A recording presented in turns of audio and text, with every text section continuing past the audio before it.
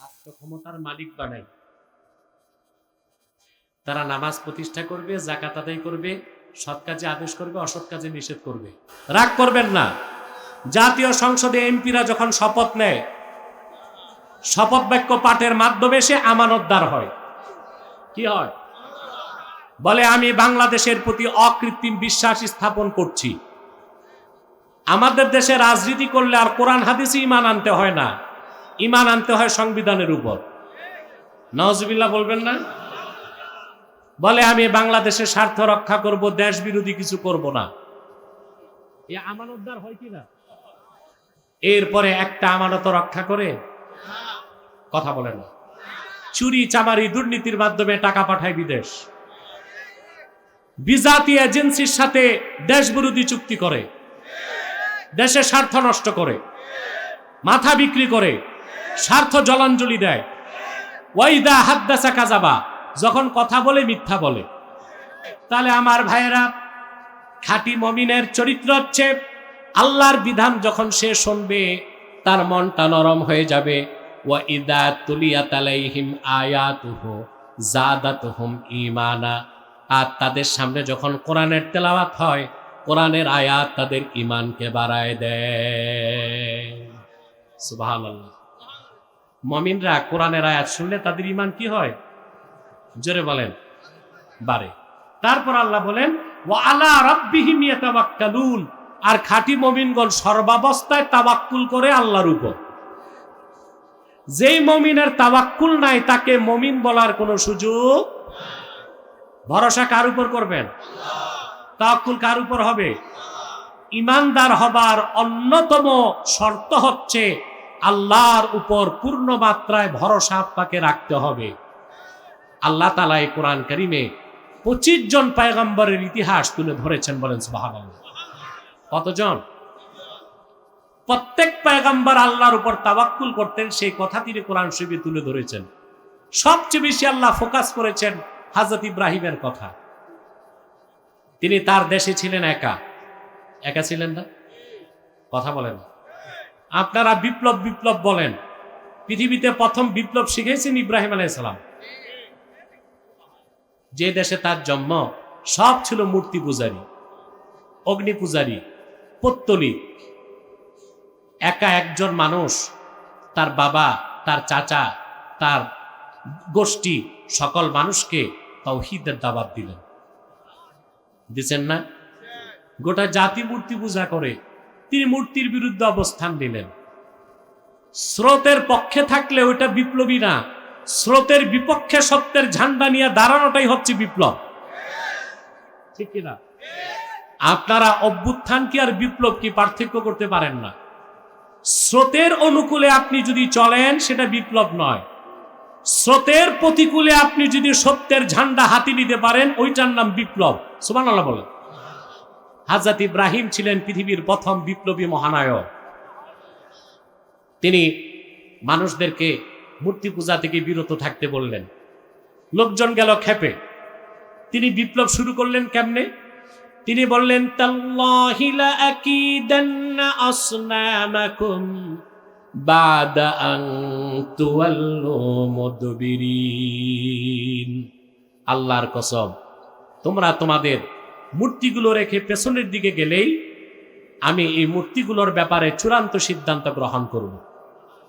সব যখন চলে গেল, তিনি একটা কুঠার হাতে নিয়ে যত মূর্তি আছে সবগুলোর নাক নকশা ভাঙ্গা মানচিত্র বদলাই দিয়েছেন।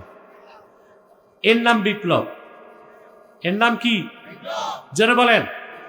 বাংলাদেশে খ্রিস্টানদের ভাড়াটি কিছু মৌলবি আছে, বলে ইসলামে চরমপন্থা নাই। কে বলেছে নাই? হযরত ইব্রাহিম যেটা করছেন ওটা কি চরমপন্থা ছিল না? চরমপন্থা আছে ইসলামে, উগ্রপন্থা নাই। চরমপন্থা আছে ইসলামে, সন্ত্রাস নাই। ইসলাম তিনটাই দিছে, চরমপন্থা, মধ্যপন্থা, শিথিল পন্থা। হযরত ইব্রাহিম যেটা করছেন, বিপ্লব করছেন, এটা কি চরমপন্থা না? কথা বলে না। মানুষগুলো কত বেইনসাফ। ইসলামের স্বার্থ রক্ষায় আমরা কঠোর অবস্থান নিলে বলে আমরা চরমপন্থা নিছি। তো ফেসিবাদী সরকার সরাইতে কি চরমপন্থা নিতে হয় নাই? কথা বলে। ওটা কি চরমপন্থা ছিল না? 15 বছর দেশের মানুষ মাইর খাইছে, আর জনগণ আর ছাত্ররা যখন চরমপন্থা নিল, রাজধানী দখল হয়ে গেছে। ঠিক কিনা? বিষয়টা কি মধ্যপন্থা ছিল না চরমপন্থা? লড়াই দুই দিক হয়েছে কিনা? একদিকে ছিল বুলেট বোমা, আরেক দিকে ছিল জুতা, স্যান্ডেল, ইট, পাটকেল, পাথর। লড়াই তো হয়েছে, সুষম না অসম, কিন্তু এটা চরমপন্থা কিনা? কথা বলে না। তাহলে গণতন্ত্র রক্ষায় চরমপন্থা জায়েজ, আর ইসলামের স্বার্থ রক্ষায় চরমপন্থা জায়েজ না। এই ধরনের মেয়াদ উত্তীর্ণ গাঁজাখোরদের কথা বাংলাদেশে আর চলবে না।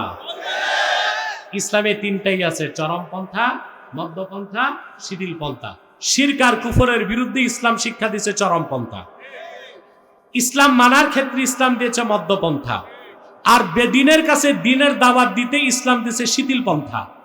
ইসলামে এটা বলে না হিন্দু বৌদ্ধ খ্রিস্টানরা ঘাড় ধরে আপনি মুসলমান বানাবেন না। ইসলামের দাওয়াত তুলে ধরবেন, সে ইসলামের দাওয়াতে মুগ্ধ হয়ে নিজ থেকে ইসলাম গ্রহণ করবে। সুবহানাল্লাহ। ইসলাম কয়টা জিনিস দিয়েছে? তিনটা: চরমপন্থা, মধ্যপন্থা, শিথিল পন্থা। ইব্রাহিম আলাইহিস সালাম গ্রহণ করলেন কি? তার লোক ছিল, লাঠি ছিল, লস্কর ছিল, ওইটার নাম বিপ্লব। ওটার নাম কি? সব মূর্তির নাক নকশা ভেঙ্গে সমান করে দিয়েছেন। ওরা পরের দিন এসে দেখে এ কি অবস্থা, দেবদেবী যা খোদা ওদের সব বেহুদা, সব নাক নকশা সব ভেঙ্গে গেছে।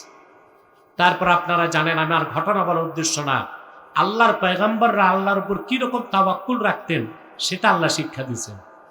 তাকে গ্রেফতার করা হলো, আগুনের কুণ্ডলী নির্মাণ করা হলো। ঠিক না? বিশাল আগুনের কুণ্ডলী জ্বলছে, দাউ দাউ করে আগুনের লেলিহান শিখা উদ্গত হচ্ছে। এত প্রচন্ড গরম আর তাপ, কাছে যাওয়া যায় না। কাসাসুল কোরআনে ইবনে কাসির লিখেছেন, নমরুদের রাষ্ট্রে একটা প্রকৌশলী ছিল, ইঞ্জিনিয়ার, তার নাম ছিল হুজান। কি নাম? সে নমরুদকে একটা কাঠের কামান বানায় দিছে। ওইটার নাম এসেছে তাফসিরে মিনজানিক। কি নাম? সে মিনজানিক কাঠের কামানে হযরত ইব্রাহিমকে বসায় দেওয়া হয়েছে। হাত পাও তার বাঁধা, সামনে আগুন জ্বলছে। কিছুক্ষণ পরই মিনজানিক ঘুরবে, রশি কেটে দিলেই তিনি আগুনে যাবেন। নির্ধারিত সময়ে মিনজানিক ঘোরা শুরু হলো, ঘূর্ণর চরম পর্যায়ে যাচ্ছে। রশি কাটলেই তিনি আগুনে যাবেন। জিবরিল চলে আসছে। সুবহানাল্লাহ বলবেন না? হযরত জিবরিল বললেন, ইব্রাহিম খলিল, আমি আল্লাহর সবচেয়ে মুকাররব ফেরেশতা, আমার নাম জিবরিল।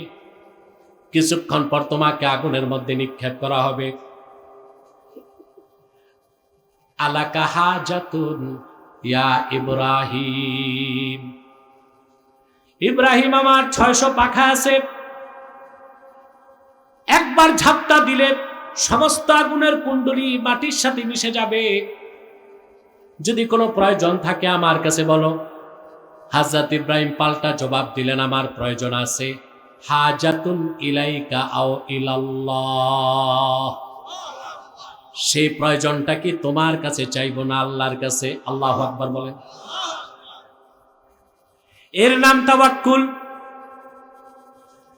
কাঠের কামান ঘুরতে লাগলো, রশি কেটে দেওয়া হলো। ছিটকে যে হযরত ইব্রাহিম আগুনে চলে গেলেন। আগুন তার শরীরে লাগার আগে ইব্রাহিম আলাইহিস সালাম আকাশের দিকে তাকায় পড়তে লাগলেন, হাসবিয়াল্লাহু লা ইলাহা ইল্লা হুয়া আলাইহি তাওয়াক্কালতু ওয়া হুয়া রাব্বুল আরশিল আযীম। আগুনের কুণ্ডলিতে তিনি চলে গেলেন। নমরুদ তার লোকজন নিয়ে অপেক্ষায় আছে, হযরত ইব্রাহিমের মৃত্যুর প্রহর গুনছে। হযরত ইব্রাহিম যাকে বাবা বলতেন, কোরআন শরীফে তার নাম এসেছে আজার। প্রাসাদের ছাদে উঠে আজার তাকায় দেখল, আগুনের কুণ্ডলীর নিচে সবুজ শ্যামল সুন্দর একটা বাগান। হযরত ইব্রাহিম হাসি খুশি সেখানে হাঁটতেছেন। চরম অবমাননা নিয়ে প্রাসাদের ছাদ থেকে আজার বলে উঠল, নে'মার রাব্বু রাব্বুকা ইয়া ইব্রাহিম। আর ইব্রাহিম, আসলে আমরা আসল যিনি রব তারে চিনতে পারি নাই। তোমার রব আল্লাহ রাব্বুল আলামিন কতই না উত্তম রব। আমরা আগুনের কুণ্ডলী বানাই দিলাম, তিনি তোমার জন্য ফুলের বাগান বানাই দিছে। 3 দিন পর হাসতে হাসতে ইব্রাহিম আলাইহিস সালাম আগুনের কুণ্ডলী থেকে বেরিয়ে আসলেন। মূসা আলাইহিস সালাম, আল্লাহ হুকুম করলেন মিশর ছাড়ো। রাতের অন্ধকারে তিনি লক্ষ লক্ষ বনী ইসরায়েলকে নিয়ে পথ ধরছেন। মিশর থেকে যাবেন ফিলিস্তিন। কোথায় জানেন তো আপনারা? মূসা আলাইহিস সালামের সাথে কত লোক ছিল তার হিসাব নাই, শুধু তাফসীরে এসেছে যুবকের সংখ্যাই ছিল 6 লাখ। কত? এবার আবাল বৃদ্ধ বলিতা, বাকি মানুষ কত লক্ষ তা তো চিন্তা করা যায় না। মিশর ছেড়ে তিনি ফিলিস্তিন যাবেন, মাঝখানে সাগর। তাফসীর খাজিনে এসেছে ওই সমুদ্রের নাম বাহার কালজুম। কি নাম? 10 মাইল পাশ। কয় মাইল? বিশাল সাগর। মানুষ তো 1-2 না যে নৌকায় পার হবেন, লক্ষ লক্ষ মানুষ নিয়ে সমুদ্রের পাড়ে তিনি দাঁড়ায় আছেন। পুল নাই, সেতু নাই, নৌকা নাই, কেমনে যাব? মূসা আলাইহিস সালাম জানেন যে আল্লাহর হুকুমে বের হইছি, তিনি পার করবেন। এর নাম তাওয়াক্কুল। এর নাম কি? খবর চলে গেল ফেরাউনের কাছে, বনি ইসরাইল নিয়ে মূসা চলে যাচ্ছে দেশ ছেড়ে। তাফসীর সাক্ষ্য দেয় স্বৈরাচার ফেরাউন 80,000 পদাতিক বাহিনী নিয়ে, ঘোড়সওয়ার বাহিনী নিয়ে রওনা দিল মূসা নবীকে আর বনি ইসরায়েলকে হত্যা করার জন্য। 80,000 ঘোড়া একসাথে দৌড়ালে কত দূর আওয়াজ যাবে? বনি ইসরায়েল পিছনে তাকায় দেখে ফেরাউন আসতেছে হাজার হাজার ঘোড়সওয়ার নিয়ে। বনি ইসরায়েল ছিল একটা রক চটা জাতি, এই ইহুদিদের পূর্বসূরি, ঠিক না? ওরা সব মূসা নবীকে ধরছে। বাড়িতে ছিলাম, ফেরাউনের চর থাপ্পড় খাইয়া বেঁচে তো ছিলাম, তুমি আমাদেরকে তো বিপদে ফেললা। পিছনে তরবারি, সামনে সমুদ্র, তোমারে কে কইছে আমাদের বের করে আন? আল্লাহ পাক কোরআন কারীমে তাদের কথাটা বলেন, ক্বালা আসহাবু মূসা ইন্না লামুদরাকুন। বনে ইসরায়েল বলল, রে মূসা, ধরা পড়ে গেলাম, তুমি এবার আমাদেরকে বাঁচার ব্যবস্থা করো, নাহলে ভাবসাব তোমারই ধরে ফেলবো। বিপদের চরম মুহূর্তে মূসা নবী নিরাশ হন নাই। কার উপর ভরসা করছেন? মূসা নবী বললেন, ক্বালা কাল্লা ইন্না মাইয়া রাব্বী সায়াহদিন। কখনো না, বনি ইসরায়েল ভয় পেও না, চিন্তা করো না, আমার সাথে আছেন আমার রব, তিনি অচিরেই পথ করে দিবেন। আল্লাহ মূসাকে বললেন, তুই চিন্তা করিস না, তোর লাঠি দিয়া সমুদ্রে বাড়ি দে। আঘাত করলেন, সমুদ্রের পানি 2 দিক সরে গেল। একটা না, 12টা সম্প্রদায়ের জন্য 12টা শুকনা পথ হয়ে গেল। মূসা নবী এই লক্ষ লক্ষ বনি ইসরায়েল নিয়া মিশর থেকে চলে গেলেন ফিলিস্তিনে। সুবহানাল্লাহ বলবেন না? কার উপর তাওয়াক্কুল করছেন? এবার আসেন, আল্লাহ তাওয়াক্কুলের শিক্ষা দিয়েছেন সাইয়্যিদুল কাওনাইন, ইমামুল মুরসালিন, রাসূল রাব্বিল আলামিন, সমস্ত নবী রাসূলগণের মাথার তাজ, আমার নবী, তোমার নবী, বিশ্ব নবী মুহাম্মদ সাল্লাল্লাহু আলাইহি ওয়াসাল্লাম, ওনার তাওয়াক্কুলের কথাও আল্লাহ কোরআন কারীমে তুলে ধরেছেন, যে তাওয়াক্কুলের কোনো নজির নাই, কোনো মেসাল নাই, কোনো উদাহরণ নাই। বলেন সুবহানাল্লাহ। আল্লাহর হাবিব সাল্লাল্লাহু আলাইহি ওয়াসাল্লাম হিজরত করে মক্কা থেকে মদিনা মুনাওয়ারার জন্য যখন রওনা হলেন, মক্কা থেকে হিজরত করে, মক্কা মুকাররমা থেকে হিজরতের জন্য মদিনা মুনাওয়ারার দিকে রওনা হলেন। ঘর থেকে বের হয়ে আল্লাহর হাবিব গারে সৌরে যে 3 দিন অপেক্ষা করেছেন, ঠিক কিনা বলেন? কুখ্যাত আবু জাহাল লোক লস্কর নিয়ে আল্লাহর হাবিবের পায়ের চিহ্ন আর সিদ্দিক আকবরের পায়ের চিহ্ন দেখে হাঁটতে হাঁটতে গারে সৌর পর্যন্ত চলে এসেছে।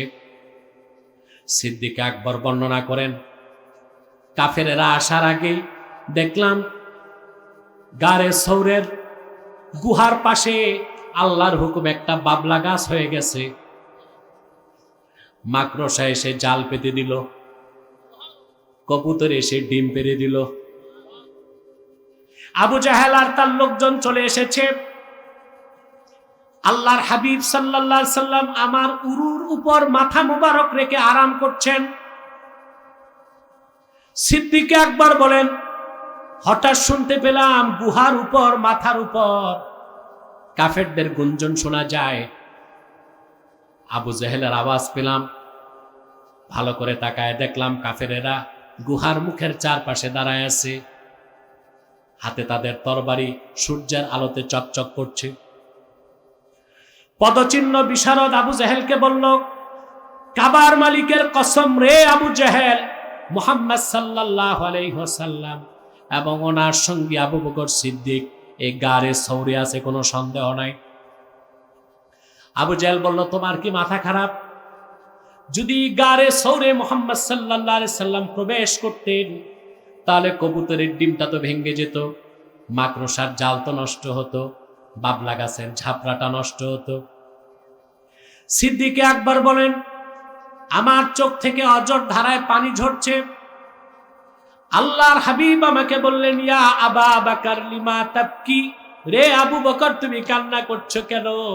সিদ্দিক আকবর বলেন, আমি বললাম, ইয়া রাসূলুল্লাহ, ইয়া হাবিবাল্লাহ, আপনার কদমে আমার বাবা মা দুইজন কোরবান হয়ে যাক, আমি আমার জন্য কান্না করছি না। কাফেররা তো মাথার উপর দাঁড়ায় আছে, হাতে তাদের নাঙ্গা তরবারি, ওরা তো ভিতরে আসলেই আপনি মুহাম্মদ সাল্লাল্লাহু আলাইহি ওয়াসাল্লামকে পেয়ে যাবে এবং আপনাকে শহীদ করে ফেলবে। আল্লাহর হাবিব বিপদের চরম মুহূর্তে কি রকম তাওয়াক্কুল করলেন, কোরআন শরীফে আল্লাহ সেটা অম্লান করে দিয়েছেন।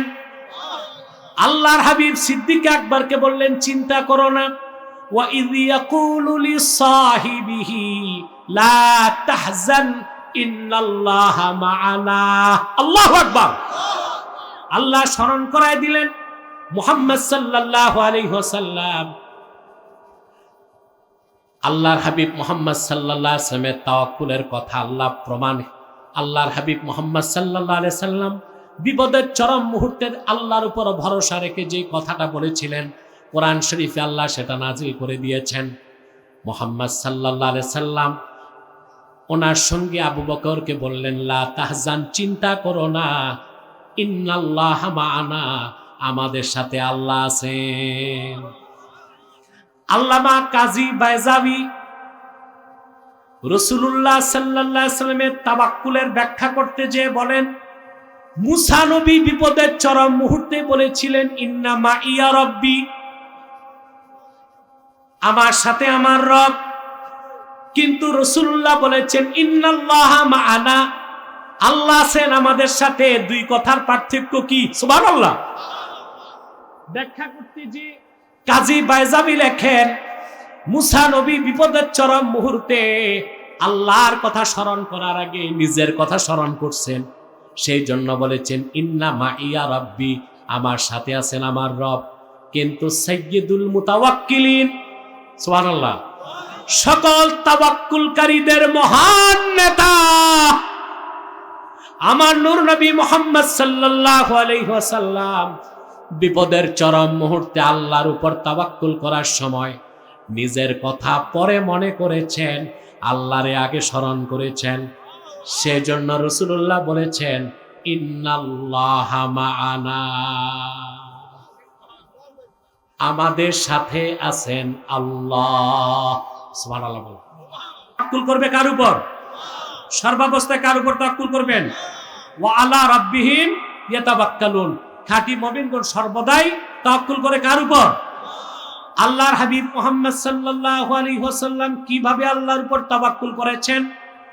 আল্লাহ তার হাবিব মুহাম্মদ সাল্লাল্লাহু আলাইহি সাল্লামের উপর অবতীর্ণ কোরআনে তা বলে দিয়েছেন, যেন কিয়ামত পর্যন্ত উম্মতে মুহাম্মাদি যে কোনো বিপদে আপদে, ক্ষুধার সময়, যুদ্ধের সময়, সংগ্রামে, বিপ্লবে, আন্দোলনে, রিজিকের জন্য, চাকরির জন্য, ব্যবসার জন্য তাওয়াক্কুল করে আল্লাহর উপর।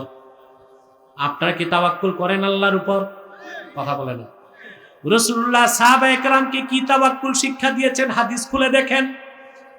আল্লাহর হাবিব সাহাবায়ে কেরামকে বলেছেন, লাউ আন্নাকুম তাওয়াক্কালতুম আলাল্লাহি হাক্কা তাওয়াক্কুলিহি লারাযাকাকুম কামা ইয়ারযুকুত তায়র তাগদু খিমাসান ওয়া তারুহু বিতানা। ও আমার প্রিয় সাহাবীরা, আল্লাহর উপর যতটুক তাওয়াক্কুল করা দরকার, যদি ততটুক তাওয়াক্কুল করতে পারো, বিনা চেষ্টায়, বিনা ব্যবসায় আল্লাহ তোমাদেরকে রিজিক দিবেন যেভাবে তিনি পাখিকে দিয়ে থাকেন। তাগদু খিমাসা ওয়া তারুহু বিতানা। পাখিগুলো সকালবেলা, তাদের কোনো চাকরি নাই, ব্যবসা নাই, ক্ষুদ্র একটা পিঁপড়া 6 মাসের খাদ্য সঞ্চয় করে, কিন্তু বড় বড় পাখি একদিনের খাদ্য সঞ্চয় করে না, তাওয়াক্কুল করে। সুবহানাল্লাহ কইবেন না?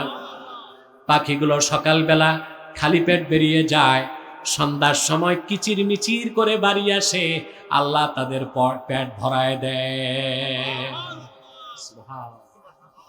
আপনারা দেখেন না, শীতকালে সাইবেরিয়া থেকে পাখি আসে বাংলাদেশ। কেন আসে? বিয়ে করতে, খাইতে আসে। এখন রাশিয়ার সাইবেরিয়াতে, আমেরিকার আলাস্কাতে প্রচন্ড শীত, এত শীত, এখন সেখানে -70 ডিগ্রি তাপমাত্রা। এত শীত, ওখানে পাখিদের খানা নাই, মরে যাবে। আল্লাহ ওদেরকে এমন বুদ্ধি দিছেন, ওরা চলে আসে বাংলাদেশে। আরে ভাই, 1 মাইল 2 মাইল, প্রায় 11,000 কিলোমিটার পথ পাড়ি দিয়া বাংলাদেশে আসে। আজকে আমার দেশের সাতার যুবকরা বিজ্ঞান করে। বিজ্ঞানের সমস্ত প্রযুক্তি যেখানে অচল, আল্লাহর নগণ্য সৃষ্টি পাখির প্রযুক্তি সেখানে শুরু। বিজ্ঞান আবিষ্কার করছে প্লেন। এখন অত্যাধুনিক প্লেন হচ্ছে ড্রিম লাইনার 380। একটা প্লেনের দাম প্রায় 1450 কোটি টাকা। কত? এটার মধ্যে কি না আছে? রাডার আছে, জিপিআরএস আছে, অত্যাধুনিক ডিভাইস আছে, ঠিক না? 400-450 যাত্রী বসে, 12 জন ক্যাবিন ক্রু, 3 জন pilot, captain, pilot and co pilot, ঠিক না? অত্যাধুনিক বিজ্ঞানের সর্বোৎকৃষ্ট আবিষ্কার। ঢাকা থেকে প্লেন আকাশে উড়বে, ঠিক না? প্লেনটা ঢাকা থেকে উড়লো, যাবে অস্ট্রেলিয়া। আকাশে উঠার পর সে ঢাকা এয়ার ট্রাফিক কন্ট্রোল ATC-টাকে গাইড করবে, সে কতটুকু উপরে থাকবে, কতটুকু নিচে থাকবে। অন্য প্লেন আসলে তাকে সতর্ক করবে, তুমি উপরে যাও, কিংবা তুমি। বাংলাদেশের বর্ডার পার হওয়ার পর বার্মার ATC তাকে কন্ট্রোল করবে, তারপর থাইল্যান্ডের ATC, তারপর সিঙ্গাপুরের এয়ার ট্রাফিক কন্ট্রোল, তারপর ইন্দোনেশিয়ার এয়ার ট্রাফিক কন্ট্রোল, তারপর অস্ট্রেলিয়ার এয়ার ট্রাফিক কন্ট্রোল। এত ব্যবস্থাপনার পর, এত কিছুর পর যে বিমানটা আল্লাহর হুকুম হইলে অস্ট্রেলিয়াতে যে ল্যান্ড করবে। কিন্তু যদি কুয়াশা থাকে, বিজ্ঞানের এই চরম আবিষ্কার, ঢাকা এয়ারপোর্টে মুখ থুবড়ে পড়ে থাকবে কয় ঘন্টা, আল্লাহ ছাড়া কেউ জানে না। কিন্তু ক্ষুদ্র একটা পাখি, ওর কাছে কোনো ডিভাইস নাই, ওয়্যারলেস নাই, রাডার নাই, জিপিআরএস নাই, নেভিগেশনের বিদ্যা নাই।